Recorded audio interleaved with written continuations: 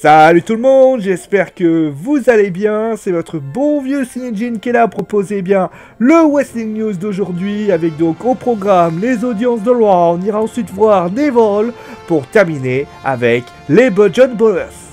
Et pas qui c'est, bah vous saurez ça en fin d'émission. On va commencer déjà avec une bien triste nouvelle. Alors ce nom ne va pas vous dire grand chose, mais au moins il mérite au respect. C'est un lutteur québécois qui a notamment lutté à la FLQ, à la CRW, à la MWF ou alors à la NCW. C'est malheureusement Rick Ross ou alors Eric Dennis qui est décédé à l'âge de 40 ans suite à un arrêt cardiaque malgré plusieurs tentatives de réanimation. Et on va dire, ils l'ont emmené directement à l'hôpital. Alors bien sûr, personne ne sait si ce sont les circonstances de la vie ou autre chose qui l'ont fait ainsi. Mais en tout cas, toute l'équipe de Geek & Sport présente nos sincères condoléances à sa famille. Bon, allez, on va passer maintenant aux audiences de WWE Raw.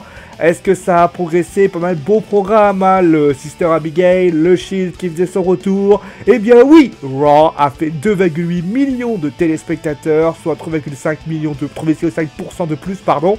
Comme toujours, la chute s'est fait progressivement, puisque ça a débuté à 3 millions pour finir à 2,7 millions à la dernière heure. Et durant justement cette dernière heure, et oui, transition continuité, il y avait le main event qui opposait Kalisto à Enzo Amore. Et si vous avez été très observateur, et vous l'êtes toujours, eh bien il y avait tous les cruiserweights, sauf un. Et oui, l'ex-champion, Neville, et d'après Ryan Satin, de Pro Wrestling Shit. La raison serait que l'anglais aurait demandé d'être libéré de son contrat, d'où la nécessité des officiels de mettre Kalisto à sa place. Donc cette information, s'il venait à être confirmée, détruirait la thèse comme quoi Kalisto servait de lien pour que Devil récupère le titre. Alors maintenant, on verra si la démission a été acceptée, mais en tout cas, voilà, une démission quand même assez surprenante. Mais bon, on verra bien sûr au fil des semaines, même au fil des jours, ce que l'on pourra dire. Maintenant, on va passer à quelqu'un qui a fait, donc, à une équipe qui a donc fait son retour. C'est le Shield, avec donc la durée de la réunion du Shield.